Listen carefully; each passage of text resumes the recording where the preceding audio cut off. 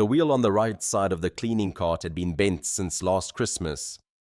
Every time it crossed a seam in the polished tile floor of Silverbrook Plaza, it let out a small, tired groan. Squeak roll! Squeak roll! Elijah Brooks had learned to live with it. He had learned to live with a lot of things. He was 44 years old, 6'1", broad in the shoulders from a lifetime of carrying heavier things than a mop. His temples had started going salt and pepper 2 years back around the time his son Jamal turned 6. Some mornings he looked in the bathroom mirror and saw his father looking back at him. The same tired eyes, the same quiet set of the jaw. Other mornings he just saw a man in a grey uniform getting ready for another shift. This was one of those mornings. The mall wouldn't open for another 47 minutes. At this hour, the only sounds were the hum of the air conditioning, the tired grey light coming down through the skylights above the east corridor, and the squeak of that bent wheel. Elijah liked it this way.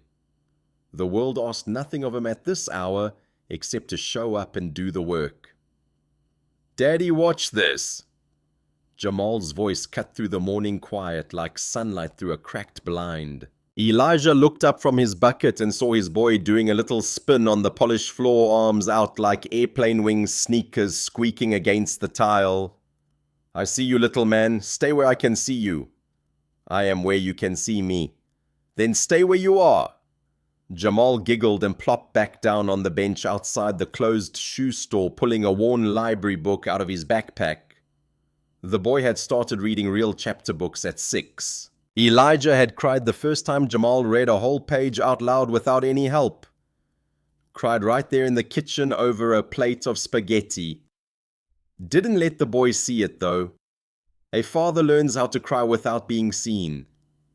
Elijah dipped the mop back into the soapy water and kept moving. There was a system to it. East corridor first, then the food court, then the atrium, then the service hallways. Then he clocked out and took Jamal to the Y for the after-school program. On Saturdays, Jamal came with him for the first few hours, because the babysitter didn't work weekends, and Elijah wasn't about to leave a 7-year-old alone in a house. He let his mind drift the way it drifted when his body did work, his body knew by memory. He thought about the birthday candle drawer in the kitchen. He hadn't opened it in 4 years. There was a folded piece of notebook paper in there wedged against the cardboard back of the box. 8 words in Deborah's handwriting. "I can't do this. I'm sorry. Take care." She'd left their son in his crib and her wedding ring on the dresser and walked out of the apartment on a Tuesday morning. Elijah had spent the next 14 hours sitting on the edge of their bed trying to figure out how in God's name a man went about raising a boy alone.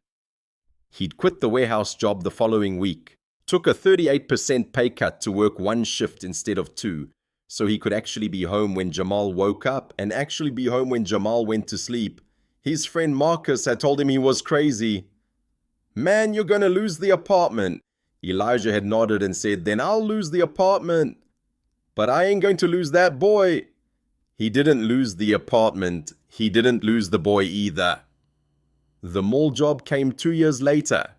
Steady hours, daytime work, same building every day.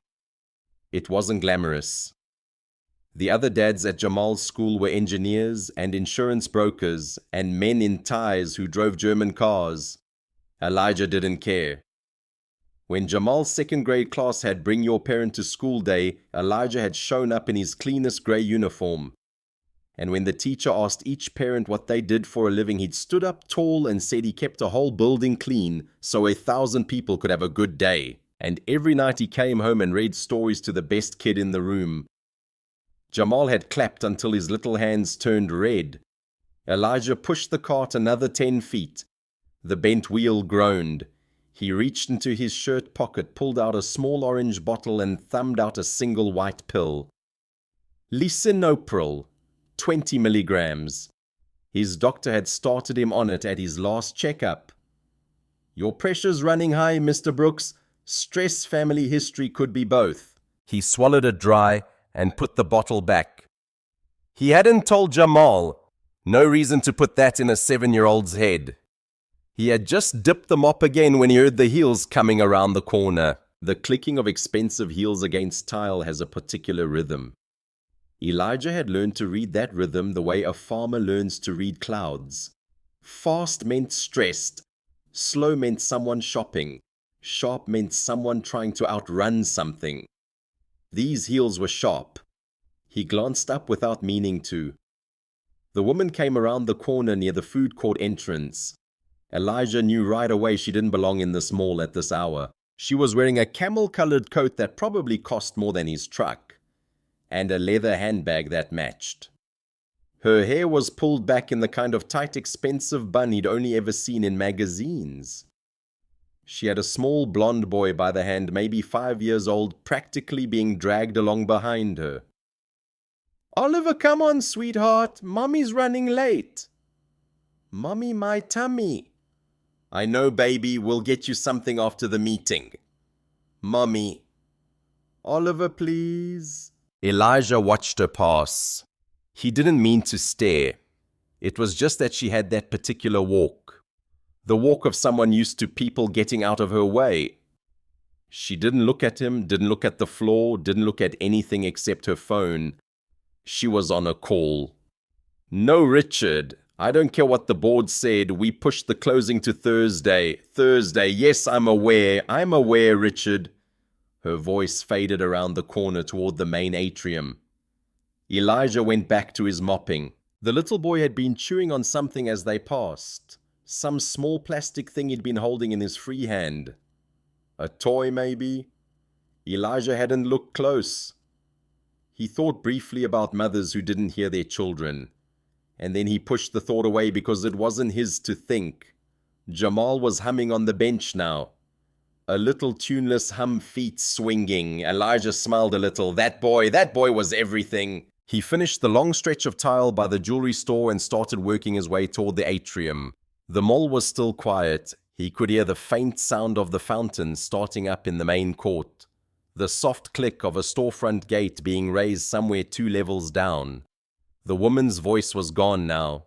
She'd probably taken the elevator to whatever office was her first meeting of the day. He paused to roll his shoulders. His back had been tight for a week. Jamal had climbed on him Saturday night during the wizard book and fallen asleep there, and Elijah had stayed perfectly still for 2.5 hours rather than move him. Worth it. Always worth it. "Daddy, can I have some of your sandwich?" "You already had breakfast, little man." "I'm still hungry." Elijah looked down at those big brown eyes. 7 years old and already negotiating like a lawyer. "All right, half, just half. Lunch is in 3 hours. Deal." Jamal ran back to the bench to dig through Elijah's lunch bag, and Elijah shook his head, smiling to himself. The wheel groaned under his hands as he moved the cart another few feet. That was when he heard the cough. A cough from around the corner. Short. Sharp. The kind of cough a grown man might make after choking on a sip of coffee. Elijah paused, mop in hand, and listened. Another cough. Louder this time. Wetter. And then Oliver. "Oliver, sweetie. Oliver. Oliver." Elijah dropped the mop. He didn't remember deciding to run. His body just moved. 20 years of construction sight instinct. Of being the first man on the crew to react when a beam slipped. The first to sprint toward the high school football teammate who went down on the field. Something in his gut pulled him forward before his brain had any say in it. He came around the corner at a dead run. The scene in front of him registered in pieces that would live in his memory the rest of his life. The woman in the camel coat, he didn't know her name yet, was on her knees on the cold tile floor of the atrium. Her phone was lying face up a few feet away, still lit with an active call. The little boy Oliver was sitting on the ground in front of her, both small hands clutching his throat, his face turning a color Elijah had only ever seen one other time in his life. On a job site outside Toledo in 2009, when a foreman named Earl had gone down from a heart attack and died before the ambulance got there. Blue. The boy's lips were going blue. "Oliver, honey, cough. Honey, cough. What did you eat something, Oliver?" She was shaking him by the shoulders. shaking him. Ma'am, step back. She whipped her head around. Her eyes were wild, already streaked with mascara and tears. Somebody call 911. Somebody call 911. Ma'am, I need you to step back. Your son is choking. Don't you... Elijah was already reaching for the boy. And that was when Margaret Whitfield, CEO of Whitfield Reeves Holdings, a woman who had closed 8-figure deals before breakfast and fired grown men without blinking, did something she would replay in her own mind for the rest of her natural life. She put her palm flat against Elijah's chest, and she shoved him hard. "Stay back! Don't you touch my son!" Elijah stumbled one step backward, caught himself, and looked her dead in the eyes. 7 words came out of his mouth, quiet and even and absolute. "Lady, your boy is dying. Move!" She froze. For maybe a second and a half, Margaret Whitfield, the woman who was always 3 moves ahead, who could process a profit and loss statement in under a minute, just stared at the stranger in a janitor's uniform with her hand still on his chest. Her brain refused to fit the pieces together. A mole, a cough, her son, this man. Oliver made a sound, not a cough, not a breath, a small, wet, whistling noise. That sound broke her. Her hand dropped. Elijah didn't wait for permission.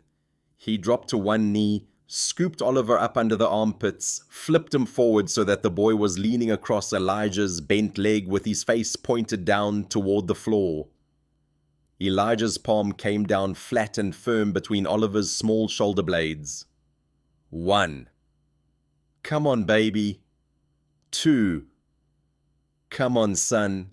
3. Nothing.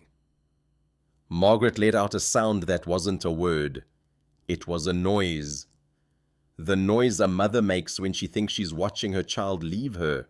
Elijah did not hear it. Elijah was somewhere else. Elijah was in a church basement in 2004, in a folding chair, in a Red Cross certification course that had cost him $27 he couldn't really afford.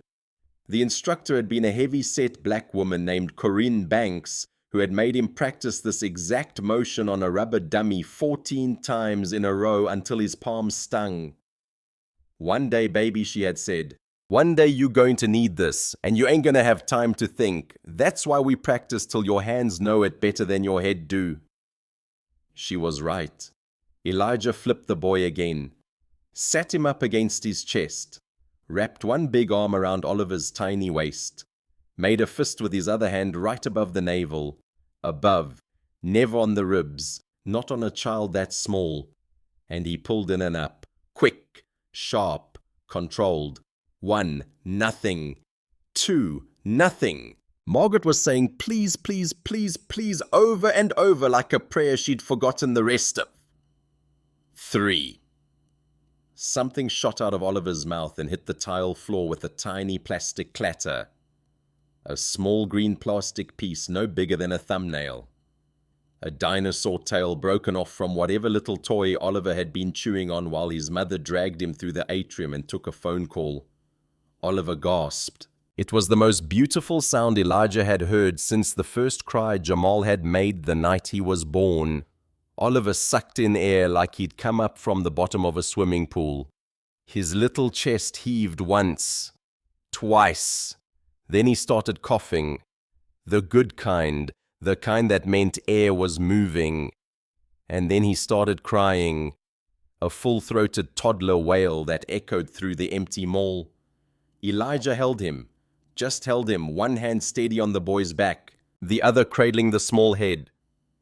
"You're okay, son. You're okay. Daddy's got you. I mean, Mama's right here. You're okay." Margaret was still on her knees. She hadn't moved.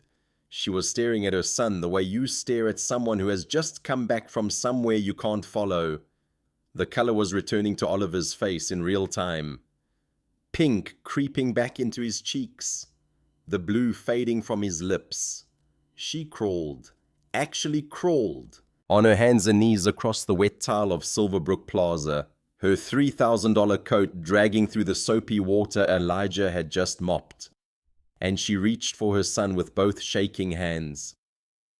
"Oliver, Baby, Mommy's here, Mommy's right here, oh my God, oh my God. Elijah gently transferred the boy into her arms. She grabbed him so hard it looked like it might hurt. Oliver didn't seem to care. He buried his face in her neck and held on. For a long moment, nobody said a thing. Elijah stayed on one knee. He could feel his own heart now pounding against his ribs, like it was trying to catch up to what had just happened. His hands had started to tremble the way they always did after muscle memory finished its job. He looked up. Jamal was standing about 10 feet away. His little boy, 7 years old, eyes wide as quarters, backpack still slung over one shoulder. He had walked over when he heard the yelling and he had seen the whole thing, every second of it. Elijah's stomach dropped. Jamal, buddy! Hey, you okay? Jamal nodded slowly. Then he did something that made Elijah's throat tighten so hard he couldn't swallow. He walked over very quietly and placed his small hand on his father's shoulder like a blessing. You saved him, Daddy. Elijah couldn't answer for a second. He just reached up and covered that small hand with his own large callous one and squeezed. Just did what needed doing, little man. Margaret was crying in earnest now. Not the panicked crying of 3 minutes ago. A different kind. The kind that comes from deep in the chest. The kind a woman cries when the adrenaline finally lets go and her body realizes what almost happened. I don't... She couldn't finish a sentence. Elijah got up slowly. His knees popped. 44 years of knees. He put a hand on the small of his back and straightened. Ma'am, he said, his voice gentler now. You did the right thing calling for help. He's going to be okay. Kids do this. They pick stuff up off the floor, put it in their mouths. It happens. But you need to take him to a doctor, get him checked out. Sometimes pieces go down into the lungs instead of coming out. Doctor needs to look. She nodded. She was still nodding after he stopped talking. Nodding like a bobblehead because she didn't know what else to do with her body. I pushed you, she whispered. Elijah almost smiled. Almost. Yes, ma'am, you did. Ma'am, don't worry about it. You were scared. Mamas get scared. That's all right. She was shaking her head now. No. The word came out broken. No, it's not all right. I looked at you and I... She couldn't finish. She didn't have to. Elijah had been a black man in America for 44 years. He knew what the rest of that sentence was. He'd known what it was the moment her hand had hit his chest. He'd known it 1,000 times before today, in grocery stores, in parking lots, at his own son's school when a substitute teacher had asked him 3 times whether he was really Jamal's father. He didn't say any of that.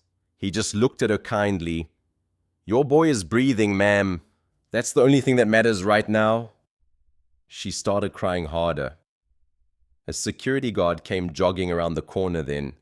Mike Doyle, a big man in his late 50s who worked the morning shift with a walkie-talkie in his hand and the kind of gentle face you wanted to see in a crisis. Elijah, what happened? I got a call about. Mike stopped walking when he saw the scene. Woman on the floor, crying child. Janitor standing over them with one hand on his own son's shoulder. The little boy was choking, Elijah said calmly. He's all right now, but she needs to get him to a hospital. Can you call an ambulance or help her get to her car? Yeah, of course. I don't need an ambulance, Margaret said, trying to pull herself together, trying to put the CEO back on over the mother. It wasn't working. I'll drive him. I can drive. Ma'am, you shouldn't drive right now, Elijah said. You're shaking. Let the man call you a ride. She looked up at him then, and for the first time, she looked at him. Not at the uniform, not at the mop bucket 20 feet away, not at the color of his skin, at him, at his face, at the tired, steady kindness of a man who had been taking care of small people longer than she had been paying attention to her own child. What's your name? She asked quietly. Elijah Brooks. Elijah Brooks. She said it slowly, the way a person memorizes a number. I'm Margaret Whitfield. Nice to meet you, Mrs. Whitfield. Ms. Whitfield. She nodded. She looked down at Oliver, who had stopped crying and was now just sniffling into her collarbone, thumb tucked in his mouth, eyes already starting to droop the way little kids' eyes do after a big shock wears off. Mike gently helped her up. Oliver was still clinging to her. She took one step toward the exit, then she stopped. She turned back around. Elijah! Yes, ma'am. You came running. Yes, ma'am. I pushed you and you still came. Elijah didn't answer. He didn't know what there was to answer. Why? She asked, and it came out like a child's question. Bare, honest, confused. He thought about it for a second. Really thought, because he was tired and because it was early and because for once in his life somebody with that kind of coat and that kind of voice was actually asking him a real question and actually waiting for a real answer. He looked at Jamal, his boy, standing there watching, learning. He looked back at Margaret. Ma'am, I got a son too. And if he was the one lying on this floor, I'd want anybody who could help him to help him. Wouldn't matter who they were. Wouldn't matter what I'd said to them before. Your boy is somebody's whole world, just like mine is mine. That's all there is to it. Margaret put her face down against the top of her son's head, and her shoulders shook. The town car pulled up to the emergency entrance of Mercy Cedar Hospital at 9:23. Margaret did not wait for the driver to come around. She kicked the door open herself, Oliver still in her arms, and half ran, half stumbled through the sliding glass doors of the ER. My son was choking. He stopped breathing. I need somebody right now. The triage nurse was on her feet before Margaret had finished the sentence. A heavy-set woman in her early 60s in blue scrubs with a name tag that said Dolores Hayes, RN, and the kind of face that had seen every possible version of a bad morning. 40 years of ER nights had taught Dolores exactly how to read the voice of a mother. And the voice coming out of this one was somewhere between composure and collapse. Ma'am, bring him right back here. Follow me, honey. How long was he without air? I don't know. A minute, maybe more. A man got it out of him. It was a little plastic piece from a toy. Is he breathing now? Yes, he fell asleep in the car. Is that bad? Is that bad that he fell asleep? That's normal, honey. Big skeletal body. Through here. Dolores led them into a curtained bay. A young doctor with tired eyes was already walking toward them. Margaret laid Oliver down on the paper-covered bed and the boy stirred, whimpered, and reached for her hand. Mommy? I'm right here, baby. I'm right here. The doctor's going to make sure you're okay. I want the man. Margaret froze. What baby? The man who helped me. Where did he go? Something moved in Margaret's chest that she could not have named if her life depended on it. She smoothed her son's damp hair back from his forehead, and her hand was not quite steady. He had to work, sweetheart, but Mommy's going to find him. Mommy's going to find him, I promise. While the doctor worked, Margaret stepped 2 steps back, turned toward the wall. And for the first time since she had been a little girl, she did not know what to do with her own body. Her knees wanted to sit down, her hands wanted to shake, her lungs wanted to gasp, her mouth wanted to scream. None of it was appropriate. None of it was what Margaret Whitfield did in public. She did it anyway. She sat down right there on the linoleum floor of the ER bay, her back against the wall, her designer coat bunched up around her like a blanket. She pressed both hands against her mouth, and she cried silently. The way a woman cries who has learned over years and years that her tears are not allowed to make noise. Dolores Hayes came around the corner with a clipboard and saw her. Dolores had seen this exact thing 10,000 times before. She set the clipboard down on the counter. She walked over. She lowered herself slowly because her knees weren't what they used to be. Until she was sitting right there on the floor next to Margaret, she didn't say anything for a long moment. Then she said, He's okay, honey. Your boy's okay. You can let it out now. Margaret shook her head. I can't. You can. I pushed him. Who? The man who saved him. I pushed him. I screamed at him to stay back. Dolores was quiet. He was a black man, Margaret whispered, in a uniform, and I saw him running toward my son, and I... She couldn't finish. Dolores reached over and took Margaret's hand. Just took it. Held it in her own warm, practiced hand that had held 1,000 other hands in 1,000 other worst moments. Honey, Dolores said, you did a thing you don't like. That makes you a person. What you do next is what makes you who you are. Margaret turned her head and looked at this stranger. Really looked. I don't know what to do next. Yes, you do, baby. You know exactly what to do next. You're just scared to do it. Back at Silverbrook Plaza, Elijah had finished the last 10 feet of the East Corridor at 9:47 a.m. 13 minutes before opening, right on schedule. His supervisor, a wiry man named Greg Mullins with a permanent coffee stain on the front pocket of his polo shirt, was waiting for him by the time clock. Brooks, morning. I heard there was some kind of incident this morning. Little boy was choking. He's all right. Security says you handled it. Somebody had to. Greg rubbed the back of his neck. Greg was not a bad man. Greg was a middle manager who had been a middle manager for 19 years and would be one for another 19, and everything in his world was measured in whether or not it was going to create paperwork. Incident reports, Brooks. We got to do incident reports. Did you touch the kid? Elijah paused with his hand halfway to the time clock. I performed the Heimlich maneuver on him, Greg. Yes, I touched the child. See, that's what I'm saying, Brooks. That's liability. That's liability right there. You aren't medically certified through the company. If that mother decides to, that mother is not going to sue anybody, Greg. You don't know that. I know that. Elijah punched his card. The machine chunked. Look, I'm not saying you did wrong. I'm saying next time call security. Let security call EMS and you stay out of it. That's the policy. Elijah turned around slowly and looked his supervisor full in the face.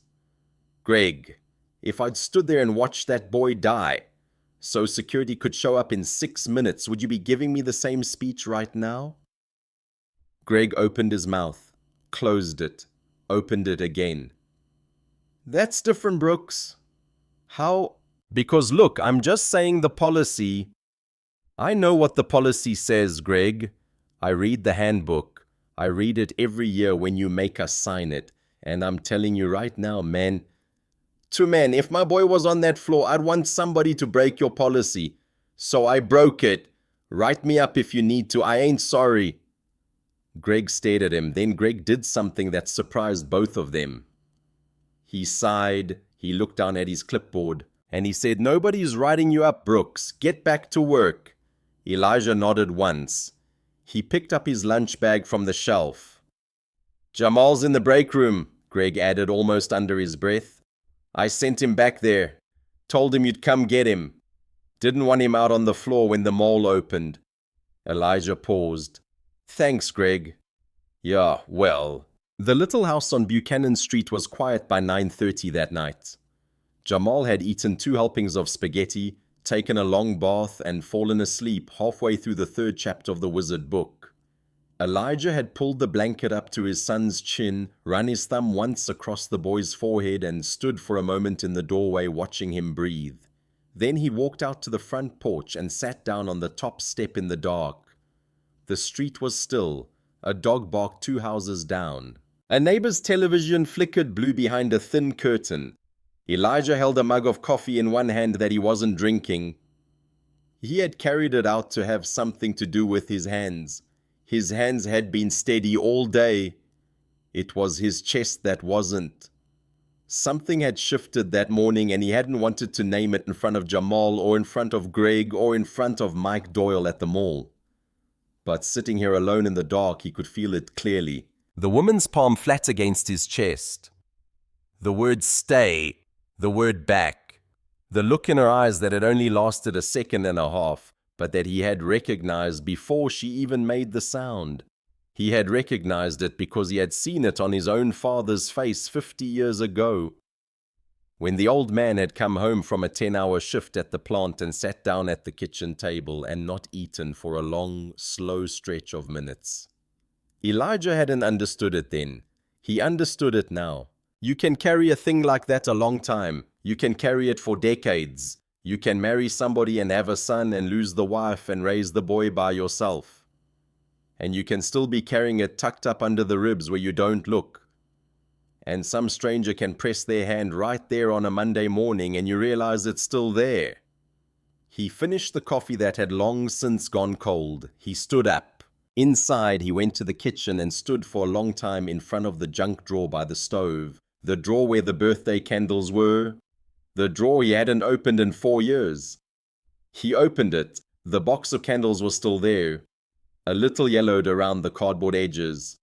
Behind it, wedged against the back of the drawer, was a folded piece of lined notebook paper. He pulled it out. His fingers knew exactly where it was without looking. He unfolded it. Deborah's handwriting. Careful the way her handwriting always was. The loops a little loose because she'd been tired. I can't do this, I'm sorry. Take care of him. Please don't try to find me. 8 words and a signature. He read it twice. He folded it back along the same creases. He put it back in the drawer behind the candles. He closed the drawer. He did not cry. He was too tired to cry. He just stood there in his kitchen in the yellow light of the single overhead bulb and let himself feel for about 60 seconds the full weight of being the man who had stayed. Then he took his blood pressure pill. He turned off the light. He went to bed. 2 evenings later, there was a knock at the door. Elijah was at the kitchen table helping Jamal with a worksheet about subtraction. Jamal had mastered addition 3 weeks earlier and was currently in the phase where he believed subtraction was a personal insult. The knock came soft but clear. Elijah looked up. "You want me to get it, Daddy?" "I got it, little man. You keep going. Problem 6. He walked to the front door and paused for a second with his hand on the knob. He looked through the small window beside the door. He saw a woman standing on the porch under the yellow light. Camel coat was gone. She was wearing jeans and a simple dark sweater and flat shoes. Her hair was pulled back in a loose ponytail, not the expensive bun from the morning at the mall. In one hand she had a brown paper bag from a bakery, in the other a small gift bag. He looked back at Jamal at the kitchen table, bent over his worksheet, humming. Then he opened the door. Margaret Whitfield stood on his porch like a woman who had rehearsed what she was going to say and then forgotten it all the minute the door opened. I hope you don't mind. I got your address from the cleaning contractor. I know how that sounds. I'm sorry, I can leave. I couldn't sit in my house and eat dinner and not... She stopped. Started again. Come here. Elijah studied her. She looked different than she had at the mall. Smaller somehow. Her eyes were red-rimmed. Her hands were shaking the same way his had been that morning after the Heimlich. He stepped back from the door. Come on in, Ms. Whitfield. Jamal's doing his homework. You can have coffee if you want it. I don't want to intrude. You done intruded the second you knocked. Come on. She stepped through the door and stood in the entryway like a woman who had never in her adult life been in a house like this one. Not because the house was bad. It wasn't. It was clean and warm and modest. A worn blue couch, a small television, a wall full of framed pictures of Jamal at every age, hospital, first steps, first day of kindergarten, a gap-toothed grin at a school science fair. Jamal, come here a minute. This is the little boy's mama from the other day. Her name is Ms. Margaret. Jamal came around the corner, slowly, pencil still in his hand. Hi. Hi, Jamal. Margaret crouched down. Her voice was soft in a way it hadn't been at the mall. Your daddy saved my son's life. Did you know that, Sam? I know, I was there. I saw you. I saw you too. They looked at each other. a 5-year-old inside a 7-year-old's look. Jamal, Margaret said, I was really rude to your dad the other day. I said something mean and I pushed him. I came here tonight to tell him I'm sorry. Is that okay with you? Jamal thought about it the way he thought about everything. Seriously, are you going to push him again? No, I promise. Never. Okay. He walked back to the kitchen table to finish problem 6. Margaret stood up slowly. She held out the paper bag. I didn't know what you eat. I brought some things from the bakery on 4th. Muffins, bread, and this. She held up the small gift bag. This is for Jamal. It's just a book. Elijah took both bags. You didn't have to do this, Ms. Whitfield. I had to do something, Elijah. I've been sitting in my office for 2 days trying to figure out what a person does after what happened, and I don't know. I don't have a script for this. I'm usually very good at knowing what to do, and right now I don't know a single thing. Elijah set the bags down on the little table by the door. Ms. Whitfield, can I say something honest to you? Please. You don't owe me a bakery bag. You don't owe me a book for my boy. You don't owe me a word. Your son is alive. That is the entire reward. That is the only reward I wanted when I came round that corner. A little boy who is still breathing. You hear me? I hear you. So whatever is making you stand on my porch tonight with a bag of muffins that ain't about me, that's about you. Margaret's eyes filled up. I know, she whispered. So what is it you really came here to say? She stood there in the entryway of a stranger's house. This woman who had sat across conference tables from senators, and she could not make the words come out of her mouth. She opened it twice, closed it, breathed, tried again. When I pushed you, she said finally, I didn't see a man running to help my son. I saw she stopped. Go on, Ms. Whitfield. I saw what I was raised to see. Elijah nodded slowly. I have spent 20 years of my life thinking I was better than the people who raised me. I went to the right schools. I married the right man. I divorced him when he wasn't right anymore. I built something of my own. I told myself I wasn't like them. And then on Monday, my son couldn't breathe and a good man ran to help him. And the first thing I did was put my hand on his chest and tell him to stay back. And I have been sick to my stomach about it for 2 days because I cannot tell myself anymore what I've been telling myself for 20 years. Elijah was quiet for a long time. Then he said, Ms. Whitfield, you want a cup of coffee? She let out a small broken laugh. Yes, please. He led her into the kitchen. Jamal looked up from his worksheet with wide eyes as the lady in the sweater sat down at their little table. Jamal, scoot over. Make room for Ms. Margaret. Okay, Daddy. Elijah put the kettle on. He didn't own a fancy coffee machine. He had a jar of instant coffee and a kettle, and that was how coffee got made in this house. He set a mug down in front of Margaret and spooned the grounds into it. I hope this is all right. Ain't what you're used to. It's perfect. He poured the hot water. Steam rose between them. Margaret wrapped both her hands around the mug. She looked up. Elijah, I run a company, a real one, and I have a position I've been trying to fill for 6 months, head of facilities for our 3 main buildings. It pays $84,000 a year with benefits. I want to offer it to you. Elijah stopped with the kettle in his hand. Ms. Whitfield, please let me finish. It's not charity. It's not guilt. I have watched you for 45 seconds in a crisis, and I have learned more about your character than I've learned about most of my executives in 10 years. I need a man I can trust with a building full of people. I think you are that man. I am asking because I need you, not because I owe you. Elijah set the kettle down slowly. He looked at Jamal. Jamal was watching him with a pencil frozen halfway to the worksheet. He looked back at Margaret. He said the last thing in the world she was expecting to hear. I can't take that job, Ms. Whitfield. She set her mug down carefully. I'm sorry. I can't take it. I appreciate it. I appreciate it more than you know, but I can't take it. Elijah, let me... Miss Whitfield, please." She closed her mouth. Elijah pulled out the chair across from her and sat down. He folded his hands on the table. Working hands, calluses at the base of each finger. A thin white scar across the left thumb from a box cutter in 2018. 84,000 a year. You understand what that is to a man like me?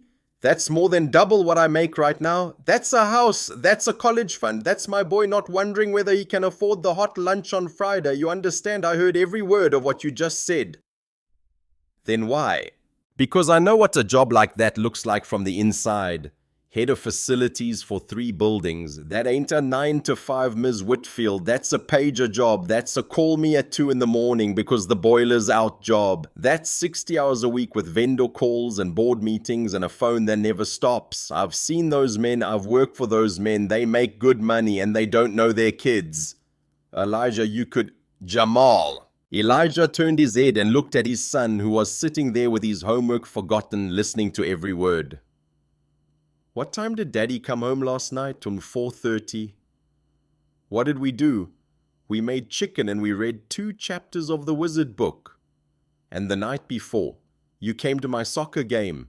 And the night before that, we played checkers and I won. Elijah looked back at Margaret. My boy is 7 years old. I got about 11 more years before he doesn't want to sit at this table with me anymore. Maybe 10. Every single one of those nights is the only one of that night I'm ever going to get. I can't sell those nights. I don't care what the price is. The kitchen was very quiet. Then Jamal said in a small, clear voice, Daddy, you could take the job if you wanted. I'd be okay. Elijah turned his head slowly. Jamal. I mean it. I could do homework by myself. I could eat cereal for dinner. I'd be okay. Elijah closed his eyes for a second. When he opened them, he was looking at his son in a way Margaret would remember for the rest of her life. Not with pity, with the kind of fierce, steady love. Jamal, come here. Jamal slid out of his chair and walked round the table. Elijah lifted him up onto his lap. You listen to me, little man. There ain't nothing on this earth, you hear me? Nothing that would make me trade a night with you for a bigger paycheck. You don't need to be brave for me. You don't need to tell me you'd be okay eating cereal. I know you would. You're tough. But I ain't asking you to figure it out. That ain't your job. You hear me? Yes, Daddy. Your job is to be 7. My job is to make sure you get to be 7 and 8 and 9 and every year after that with your daddy at the table when you come home from school. Jamal leaned his head against Elijah's shoulder. Margaret put her hand over her mouth. She sat there across a little kitchen table in a rented house on the east side of town with a cup of instant coffee cooling in front of her, and she watched a man love his son in a way she had never not once seen her own father love her. Her father had been a vice president at a bank. Her father had made $800,000 a year by the time she was 12. Her father had been at her high school graduation for 11 minutes before he had gotten a phone call and stepped into the hallway and never come back. She had walked across the stage and looked out at an empty chair with her mother's purse on it. She had been 46 years old and successful for 20 of them before she let herself admit that simple fact. She admitted it right then. Elijah, she said, and her voice broke and she did not try to hide it. My father made more in a year than you're going to make in 10. And I could not tell you if my life depended on it what my father's favorite color was. Elijah was quiet. I built a life on being the kind of person my father respected. I became him. I did it so well that on Monday, when my own son was on the floor not breathing, I looked at the one person in that entire building who could save him, and I treated him the way my father would have treated him. The exact way. Word for word. The exact voice. And I didn't even know I had that voice until it came out of my mouth. Jamal, still sitting in his father's lap, reached across the table and put his small hand on Margaret's. Miss Margaret. Yes, sweetheart. You can still do it with Oliver. He's only 5. Margaret laughed through her tears, a real laugh shaking her shoulders. You think so? Daddy says it's never too late to start being better. He says it a lot. Elijah cleared his throat. His own eyes were suspiciously wet. All right, little man. Go finish problem 6. Jamal climbed down and went back to his worksheet humming. Margaret looked at Elijah for a long time. "Will you let me do one thing?" she asked. "Not the job. One small thing." "Depends what it is." "Let me set up a college fund for Jamal, not a big one. Something that belongs to him. Something I put into once a year on his birthday. No strings. You don't have to thank me. I don't tell anyone. Let me put one good thing into the world for your boy. Please." Elijah looked at her for a long time. "One condition. You don't tell him it's from you till he's 18 and already in. Let him grow up thinking his daddy did it. Can you live with that?" "Yes." "All right then." She stayed for another half hour. She drank a second cup of instant coffee. She watched Jamal finish his homework. When she left, she stood on the porch and told Elijah she was going to go home and sit on the floor of her son's room until he woke up and tell him she loved him. Elijah said that sounded about right. Margaret Whitfield had worked for Whitfield Reeves Holdings for 23 years, and she had known Richard Ashton for every single one of them. Richard was 58, silver-haired, impeccable. He had been her father's protege back in the days when her father still ran the firm, and he had trained Margaret herself when she had started in the analyst pool at 23. He had attended her wedding. He had attended her divorce settlement in a different capacity. He had been the first man to congratulate her when she had taken over the CEO chair 8 years ago after her father's heart attack. And he had been, for most of those 8 years, a reasonably loyal CFO. Reasonably.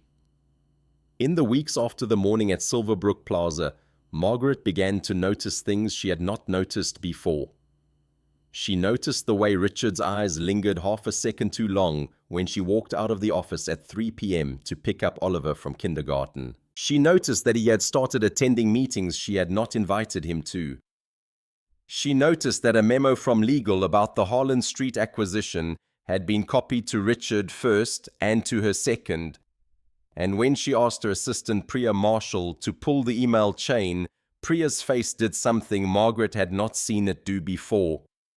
"He asked me to CC him first," Priya said carefully. "He said you were on a tight schedule and didn't want to be bothered with the intake phase." "When did he ask you that?" 4 months ago." Margaret did not respond. She nodded. She thanked Priya. She went back into her office and closed the door. She sat at her desk for a long time. 4 months. That was well before the morning at the mall. Richard had been quietly rerouting information for 4 months, maybe longer, and she had been too distracted by the Dallas portfolio and the quarterly projections and the divorce aftermath to see it. She opened her laptop. She started pulling records herself. Not through Priya, not through legal, through the archive system her father had built back in the 90s, the one only the CEO could log into. She spent 3.5 hours pulling documents, emails, memos, signatory chains. The board minutes from the last 14 months cross-referenced against Richard's calendar. What she found was not a scandal. What she found was worse. It was a slow, careful pattern. Richard had been positioning himself not against her exactly, but around her, building the kind of authority that could become authority over if the right crisis ever came along. And now, apparently, he thought he had that crisis. The following Tuesday, the board held a regularly scheduled quarterly meeting. Margaret sat at the head of the long walnut table. Richard at her right. He smiled the particular warm, grandfatherly smile he always smiled. He asked with evident concern about Oliver, how was he doing after that terrible morning? The room murmured its sympathy. Margaret thanked them. Then Richard said, "Margaret, before we move to the operational agenda, and I hope you'll understand, this comes from a place of love, several of us have been worried.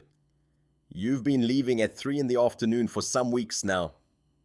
"We understand. We absolutely understand. Your father would have wanted you to put Oliver first. But we also have an $800 million acquisition coming up and we need to talk openly about capacity." He smiled again. Maybe an interim chair for operations, just for the acquisition, just to lighten your load. Margaret looked at him across the table. Thank you for the concern, Richard. I'll take it under advisement. Let's move on. She moved on. She ran the rest of the meeting. She did not blink. That night she called Dr. Ellis Bishop. She had ghosted him in 2019 because she had decided she was fine now. Thanks. He picked up on the third ring. Margaret. Dr. Bishop, I'm sorry. It's been a long time. Something happened. Something is happening. Can I come see you? Thursday at 4. She hung up. She sat in her kitchen where her son was eating applesauce at the counter, and she pressed her fingers against her eyes, and she thought about her father, and she thought about Richard, and she thought about how the men who taught you the rules were always the men who broke them first. On Thursday at 4, she sat on Dr. Bishop's old green couch in his office that still smelled like the same lavender candle it had smelled like in 2019, and she talked for 55 minutes without stopping. At the end of it, she said, "My father left my graduation after 11 minutes, Ellis. 11 minutes. I built an entire company trying to earn back those 11 minutes. And now I'm watching his protege do to me what he would have done, and I don't know if I'm angry because Richard is disloyal or because I thought loyalty to my father's world was the same as loyalty to me." Dr. Bishop, 64 years old and semi-retired, folded his hands. Margaret, it was never the same. It took you until you were 46 to admit it, which in my experience is actually pretty good. She laughed, a small wet laugh. What do I do about Richard? You already know what to do. You've known it for 2 weeks. You just didn't want to know that you knew. Yes. Then do it. Oliver's 5th birthday fell on a bright blue Saturday. Margaret invited Elijah and Jamal. Elijah nearly said no. He sat on the porch for half an hour the night before with a beer he wasn't drinking, and he ran through every reason it was a bad idea. He was not a birthday party in a gated community kind of man. Jamal would be the only black child in the backyard. The other parents would do that thing with their eyes. He could already see it. But Jamal had been asking about Oliver for 3 weeks. "Is the little boy okay, Daddy? Is he going to remember me?" So he said yes. Margaret's house was 3 times the size of Elijah's whole block. When they pulled up to the gate in his Ford, Jamal pressed his forehead against the passenger window and said, "Daddy, did we take a wrong turn?" "No, little man, she lives here, by herself with Oliver." "Just the 2 of them." Jamal was quiet for another long minute. "Daddy, that's too much house for 2 people. Elijah almost laughed. "Yeah, buddy, you might be right about that." Margaret met them at the front door in jeans and a white t-shirt and a loose ponytail. She looked, Elijah realized, about 10 years younger than she had at the mall. "You made it." "We made it." Jamal got out clutching a small wrapped present. Oliver came tearing around the corner of the house wearing a paper crown and screamed when he saw Jamal. Just screamed. Then he grabbed Jamal's free hand and dragged him off toward the backyard. And just like that, the boys were gone and Elijah was left standing in the driveway with Margaret. She led him around the side. There was a bouncy castle shaped like a dinosaur. There were maybe 12 children. There were 8 or 9 parents standing around in small clumps with paper plates. Elijah felt it the moment he stepped into view, the way 2 or 3 heads turned, the little pause in conversation. He was used to it. He kept his shoulders square and walked over to the drink table with Margaret. A woman in a blue sundress came up with a bright, false smile. "Margaret, hi. Who's your friend?" "Carol. This is Elijah Brooks, Elijah Carol Whitcomb. Her daughter Sophie is in Oliver's class." "Nice to meet you, Carol." Carol's smile tightened at the corners. "And how do you 2 know each other?" Margaret did not skip a beat. Carol Elijah saved Oliver's life 3 weeks ago. He performed the Heimlich maneuver on my son at Silverbrook Plaza after Oliver choked on a piece of a toy dinosaur. The reason we are all standing here eating birthday cake is because Elijah ran when everyone else froze. His son Jamal is the little boy Oliver keeps running around with. I would ask you to treat both of them like the guests of honor, because that's what they are. Carol's face went through 4 emotions in 2 seconds. Oh, she said. Oh, of course, Margaret, that's wonderful. That's just, hi, Elijah, nice to meet you. Really? She walked away. Margaret watched her go.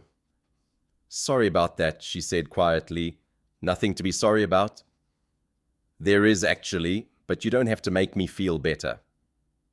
A voice from Elijah's left. Son, you got a minute. Elijah turned. The man standing there was older, mid-70s, silver hair, a kind, weathered face, and sharp blue eyes. Frank Delaney. I'm Oliver's great-uncle by way of his grandmother. Walk with me. They walked to the edge of the yard away from the kids. Frank leaned on the fence. I heard what you did.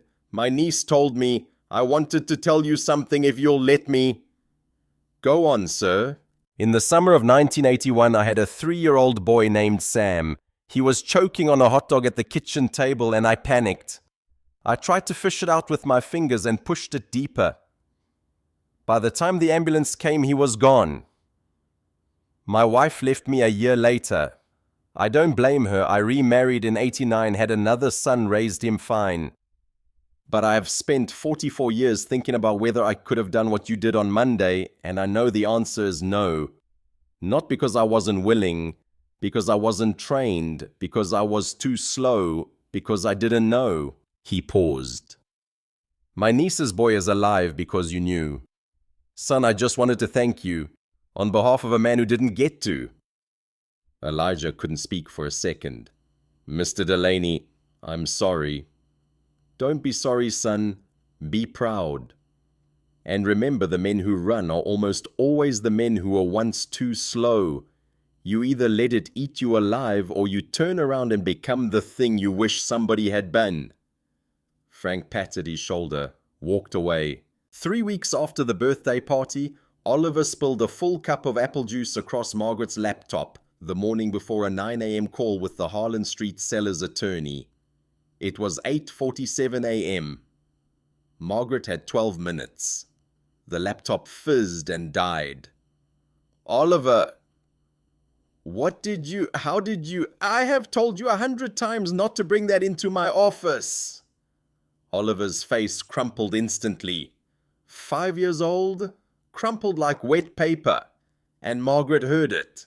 She heard her own voice. She heard under her own voice the voice of her father at the kitchen table in 1984 when she had knocked over his glass of scotch reaching for the salt. What is wrong with you, Margaret? Do you have any idea what that cost? She stopped mid-sentence. She knelt down. Oliver, baby, look at Mommy. He wouldn't. Oliver, Mommy made a mistake. Mommy got mad and that wasn't about you. It was about the meeting and Mommy is sorry. I am so sorry, baby. Do you hear me? I love you. I love you more than a meeting. Come here. He came. She held him. She sat on the floor of her home office in yoga pants and a dress shirt with apple juice soaking into the knees, and she held her son and she cried and he cried, and after a while he patted her cheek with his small sticky hand and said, It's okay, Mommy, I forgive you. 5 years old, the window of grace of a small child. She was 9 minutes late to her call. She took it from her kitchen. She got the deal done. That night, she wrote the whole thing in the notebook Dr. Bishop had asked her to keep. She ended the entry with, He forgave me in under 60 seconds. I've been trying to forgive my father for 38 years. The call from the business reporter came on a Wednesday. Her name was Janet Pearsall. She wrote for the Cedar Falls Dispatch, and she was working on a profile about Margaret's leadership style evolution. Multiple sources inside the company, she said, had suggested Margaret had become less available to senior leadership in recent months. Was that accurate? Margaret listened to the question. She said, Janet, who are your sources? I can't tell you that, Ms. Whitfield. I understand. One more question. Did Richard Ashton contact you, or did you contact him? There was a silence on the other end of the line. Ms. Whitfield, I really can't. Thank you, Janet. I appreciate your time. I'll have a statement for you by Friday. She hung up. She sat still for 10 seconds. Then she called Priya. Priya, pull every email and every calendar entry Richard has had with any member of the board in the last 6 weeks. I want it on my desk by 5 p.m. Yes, ma'am. By 5 p.m., Margaret had it. What she had was not just a leak, it was a campaign. Richard had met with 3 of the 9 board members individually in the last month. Each meeting was logged in his own calendar as informal catch-up. Each one had been followed by a phone call to one Janet Pearsall at the dispatch within 48 hours. Richard had also quietly asked legal to draft a memo on the conditions under which a CEO could be designated temporarily incapacitated by a board vote. Margaret stared at the memo for a long time. Then she picked up her phone and she called Elijah Brooks. Ms. Whitfield. Elijah. You all right? She laughed, a short, tight sound. No, I don't think I am. Can I come over? I don't know who else to talk to. I know that's not fair. You have your own life. But you are the only person I know right now who will tell me the truth without an agenda, and I need somebody to do that. There was a pause. Come on over, Miss Whitfield. Jamal and me are just finishing dinner. There's plenty. Margaret sat at Elijah's kitchen table and ate a bowl of beef stew he had made from his grandmother's recipe, and she told him everything. Richard, the memo, the reporter, the board, her father's voice in every part of it. Elijah listened without interrupting. Jamal was in the living room watching a nature show about sharks. When Margaret finished, Elijah took a slow breath. Ms. Whitfield, I'm going to tell you what I'd tell Jamal. Ain't no advice. Just what I see. Please. Man pushes you. You got 3 choices. You can fall, you can push back, or you can stand your ground and do what needs doing. Calm. Falling ain't you. Pushing back is what he wants, because then it's a fight between 2 people and the board gets to decide who's more stable. Standing your ground ain't dramatic. Standing your ground is boring. Standing your ground is what you got: paperwork, documents, numbers. Lay it out. Don't raise your voice. Let the numbers do it. A man who's been building a case for a year can't talk his way out of facts in 10 minutes. Margaret nodded slowly. Also, Elijah said, one more thing. Yes, he ain't your daddy. You whip him, it ain't whipping your daddy. Whipping him just whips him. You still got your own work to do on the other thing. Don't mix the 2 up. Won't do you any good. She looked at him. Elijah Brooks, you should have been a therapist. I am a therapist, Ms. Whitfield. I got a 7-year-old. She laughed, a real laugh. She stayed for another hour. They didn't talk about the board again. They talked about Jamal's reading. They talked about a documentary she'd seen. They talked about nothing in particular, which turned out to be what she had needed more than any advice. When she was gone, Elijah sat on the porch for a while in the dark. His phone buzzed. He looked down. A text from an unknown number. He opened it. Hi, Elijah. It's Deborah. I saw a story about you on the local news this morning. They did a segment about the mall. I am so proud of you. I hope Jamal is doing well. I would like to see him if you would be willing.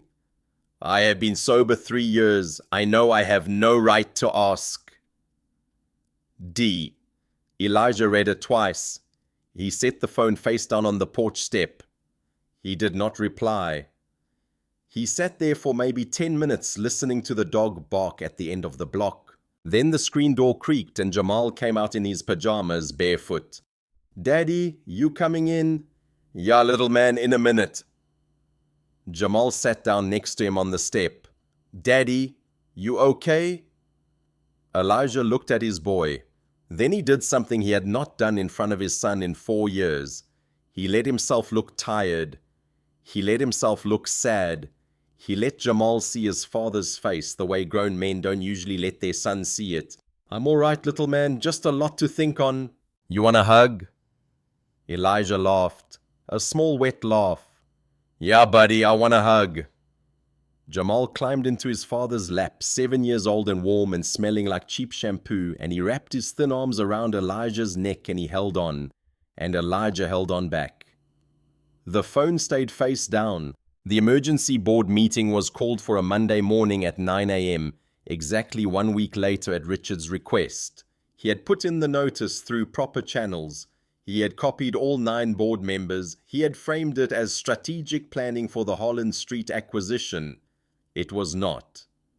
Margaret arrived at 8:45. She walked into the long walnut conference room. Hank Henderson, the senior partner who had known her father, was already there pouring himself coffee. She nodded at him. He nodded back. Richard arrived at 8:58. Margaret. Richard! The meeting began. Richard spoke for the first 12 minutes. He had a slide deck. He walked through in carefully non-accusatory language the concern some of us had been expressing about Margaret's availability, her focus, her ability to close Harlan Street while simultaneously adjusting to what he called her changing family commitments. He proposed again an interim operational chair.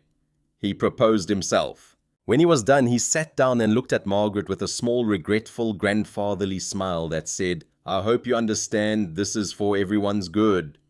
Margaret said, "Thank you, Richard. May I respond?" Of course. She did not stand. She opened a folder. She began to read. Not a speech, numbers, dates, calendar entries, email logs. The 3 private meetings with board members Richard had not logged on the official calendar. The 2 phone calls to Janet Pearsall at the dispatch within 48 hours of each meeting. The memo from legal about temporary CEO incapacitation commissioned without board approval 6 weeks ago. And then the part she had found last, the part she had not told Elijah, 3 years of quiet financial maneuvering Richard had done during a period when her father had still held the controlling vote but had been deep in treatment for heart failure. A subsidiary established in Delaware. An offshoring of certain operational costs in a way that had conveniently minimized Richard's personal tax exposure. 6 figures, annually. She read the numbers. She did not raise her voice. When she was done, the room was very quiet. Richard tried. He said something about mentorship and continuity and a long friendship. He said something about how things were done in your father's time. Hank Henderson. The same man who had recently started leaving the office on Wednesdays at 2:45 p.m. to pick up his grandson looked at Richard over his reading glasses and asked one question. "Richard, did you commission the memo on CEO incapacitation, or did you not?" Richard paused. "Richard, did you commission it?" Yes, I did. As a hypothetical exercise." "Thank you." Hank looked around the table. "I move that we suspend Richard Ashton's authority expansion, commence a full audit of the Delaware subsidiary, and refer the matter to outside counsel." Second. Somebody said second. The vote was 7-2. One of the 2 was Richard. Richard stood up without looking at Margaret. He picked up his briefcase. He walked out of the conference room. It was the first time in 23 years that he had left a room containing Margaret Whitfield without her needing his approval for anything in it. After the door closed, Hank turned to Margaret. "I'm sorry, Margaret. We should have seen it sooner." "You saw it when it mattered, Hank." "Thank you." He nodded. He paused. "Your father and I loved him, you know I did. Your father would have buried this quietly. You didn't. That's the difference." "Yes, Hank, that's the difference." 2 weeks later, on a Saturday morning, Margaret told Priya to clear her calendar through Monday and got in her car and drove 3 hours north to Monroe County. She had asked Elijah carefully if he would give her Miss Corinne Banks's address.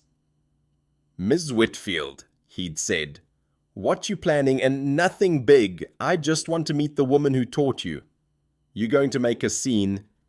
I'm going to sit on her porch and drink iced tea with her. That's it." He had thought about it. Then he had given her the address. Miss Corinne lived in a small brick house with a screened porch on a quiet street in a quiet town. Margaret parked at the curb, walked up the driveway, and knocked on the screen door. A short, heavy-set woman in her 70s with close-cropped grey hair answered, wearing a faded yellow housecoat. "Can I help you, honey?" "Ms. Banks, my name is Margaret Whitfield. You don't know me. A man named Elijah Brooks took your Red Cross class in 2004, and last month he used what you taught him to save my 5-year-old son's life in a mall in Cedar Falls. I drove up here because I wanted to tell you that in person. I didn't want to do it over the phone. Is this an okay time?" Miss Corinne stared at her for a long moment through the screen. Then she opened the door. "You come on in, baby. Let me put the kettle on." Margaret sat at a small kitchen table covered with a plastic tablecloth patterned with yellow daisies. Miss Corinne made iced tea, actual iced tea, loose leaf steeped hot and poured over ice with a sprig of mint. She set the glass down and she sat across from Margaret and she folded her hands. "Tell me," Margaret told her, "all of it. The Monday morning, the cough, the push, the 7 words, the little green plastic piece on the tile, the sound her son had made when air came back into him." Miss Corinne listened without interrupting. When Margaret was done, Miss Corinne pulled a dish towel off the back of the chair next to her and she pressed it against her face and she cried. Margaret waited. After a while, Miss Corinne lowered the towel. "Honey, I taught that class in a church basement for 29 years. I taught it for $27 a head because the Red Cross couldn't pay me more and I didn't care. I taught it because an uncle of mine choked to death at a 4th of July in 1968 and nobody in that room knew what to do. I taught probably 4,000 people over those years. And I always wondered, if any of them ever needed it. I'd go to bed at night and I'd think, Lord, let one of them need it. Let all of this mean something. And you're telling me Elijah Brooks. Elijah with the serious eyes, I remember him, baby. I remember him clear as day. You're telling me he saved your son?" "Yes, ma'am." Miss Corinne pressed the towel to her face again. Oh, thank you, Jesus." Margaret reached across the table and put her hand over Miss Corinne's. They sat there for a long time. When Margaret finally left 2 hours later, she sat in her car in the driveway and she looked at the little brick house with its screened porch.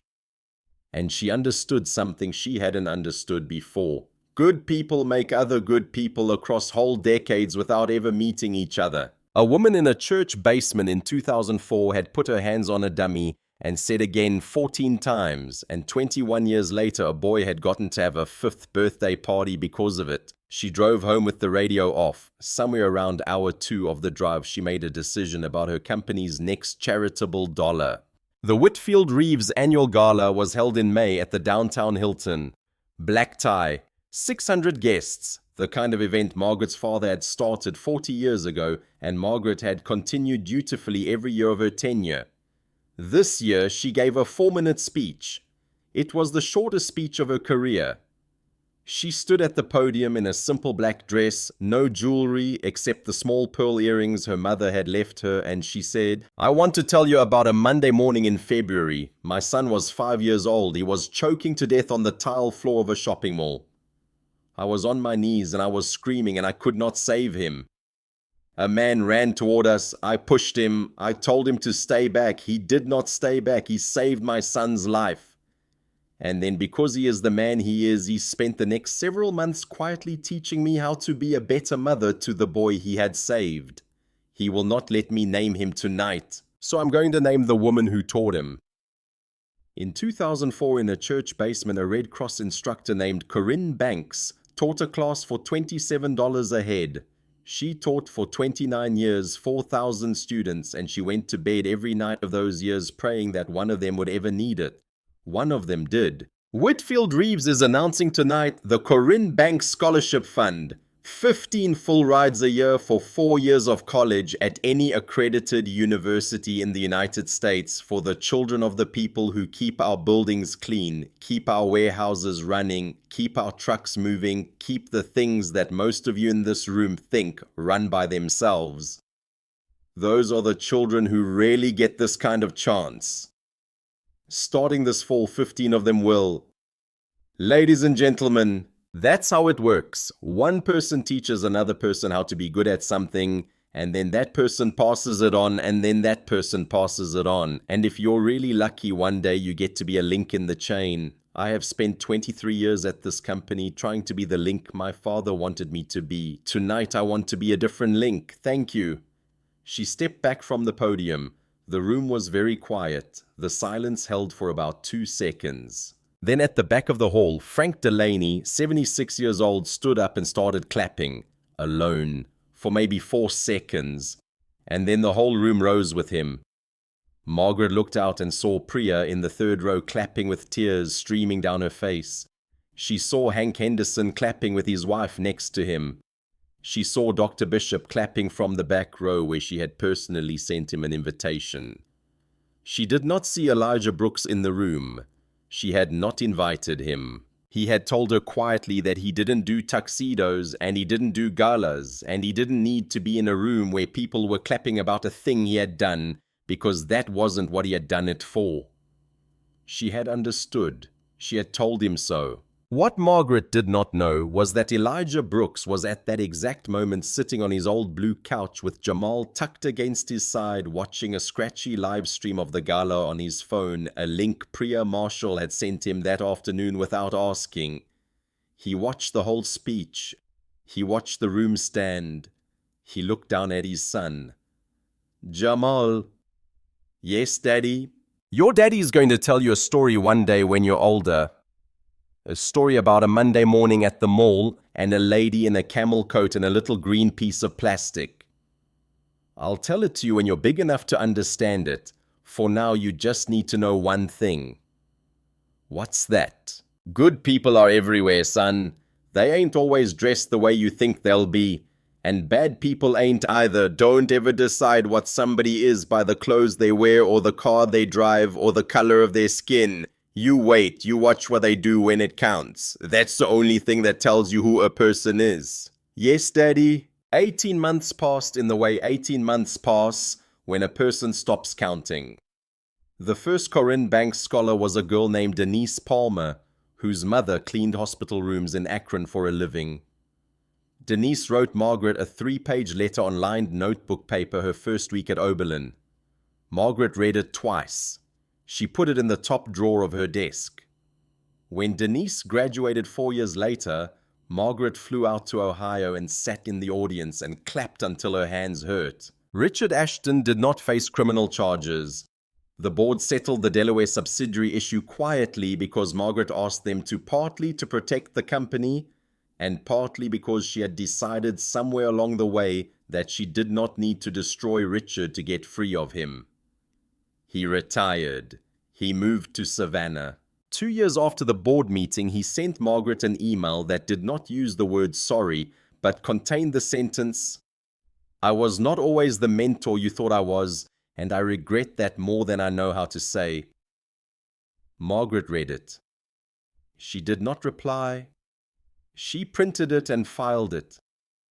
It was, she thought, closer than he had ever come, and she was willing to let him keep his dignity the rest of the way. Hank Henderson continued to leave every Wednesday at 2:45 p.m. for his grandson's soccer practice. After the first year, he extended it to Fridays as well. After the second year, he retired with his grandson in the front row at the ceremony. He told Margaret in the parking lot afterward that those Wednesdays had been the best 3 hours of his week for 24 months running. Greg Mullins at Silverbrook Plaza was named Supervisor of the Year at the mall's property management company. There was a small plaque. He hung it in his office next to a Christmas drawing Jamal Brooks had made for him 2 years earlier, because Jamal had decided, for reasons only Jamal understood, that Greg needed a drawing. Greg looked at the plaque and the drawing together every morning when he came in. Priya Marshall got married in the fall. Margaret flew to her wedding in California and sat at the family table and danced with Priya's father. Priya's mother asked Margaret during the meal if she had any children. Margaret said yes. One son, he was 7 now. He was wonderful. Dr. Bishop kept seeing Margaret every 2 weeks. He had not taken a new patient in 5 years and he did not intend to, but he kept her slot open indefinitely. And Oliver Whitfield turned 6 and then 7, and by the time he was 8, he had begun to call Jamal Brooks his best friend without any qualifier, and he had begun sometimes to ask his mother at bedtime about a little green piece of plastic she kept in a small box on her dresser. Ripple after ripple from a Monday morning nobody had planned. On the first anniversary of the morning at the mall, Margaret showed up at Elijah's door at 7 a.m. with 2 coffees and a paper bag from the bakery on 4th. It was a Saturday. Jamal was still in his pajamas. Oliver came in behind his mother holding a piece of paper in both hands with the careful gravity of a child delivering something important. "Mr. Elijah." "Yes, sir. I made this for you in school yesterday." He held out the drawing. Elijah took it. It was a picture of 4 stick figures holding hands under a red scribbled heart. 2 big ones and 2 small ones. At the bottom in wobbly kindergarten handwriting it said, "My family and Jamal's family." Elijah looked at the drawing for a long time. "Oliver." "Yes, sir." "This is the best present anybody ever gave me in my whole life." "Really? Really? You can put it on the fridge if you want." "I'm going to put it on the fridge right now." He walked into the kitchen. He put it up with a magnet shaped like an ice cream cone Jamal had made in 2nd grade. Oliver followed him and watched the whole operation like it was a very important ceremony, which in a way it was. Margaret stood in the doorway. She did not cry this time. She had cried enough in the last year. She had in the last few months finally stopped crying every single time something good happened. She had started just letting the good thing happen without needing to mark it with tears. She stood in the doorway and she watched a man put her son's drawing on his refrigerator, and she understood for the 1000th time that the luckiest thing that had ever happened to her family had happened on a Monday morning in a mall when her son stopped breathing. She understood it and she stopped arguing with it. Elijah and Margaret never became anything a gossip column would have been interested in. They were not that kind of story. They were the other kind, the quieter kind. The kind America forgets to make movies about a man and a woman from 2 different worlds who had met on the worst morning of one of their lives, and who had, against all the odds and all the differences and all the history carried in both their bodies, become friends. That was all. That was enough. That night, after Margaret and Oliver had gone, and after dinner, and after the bath, and after 2 chapters of the Wizard book, Elijah sat on the edge of Jamal's bed and watched his son fall asleep the way he had watched him fall asleep almost every night for 7.5 years. Little hand tucked under the cheek. Slow breathing. Eyelashes throwing long shadows in the glow of the nightlight. Elijah ran his thumb once gently across his son's forehead. "I love you, Jamal Brooks," he whispered. "Ain't nothing in this world going to ever change that." He reached into his shirt pocket and pulled out a small piece of green plastic about the size of a thumbnail. A toy dinosaur tail. He had carried it every day for a year. Through 270 shifts at the mall. Through soccer games and parent-teacher conferences and trips to the grocery store. Through Saturday afternoons at the park where Oliver Whitfield and his mother met Jamal and his daddy on a bench to drink bad park coffee out of paper cups and talk about nothing in particular. He turned the piece over in his fingers. He thought about Miss Corinne Banks in her little brick house in Monroe. He thought about Deborah, who had texted him once and had never texted again, and whom he had decided quietly and without any drama he was not going to be the one to reopen the door for. Not yet. Maybe not ever.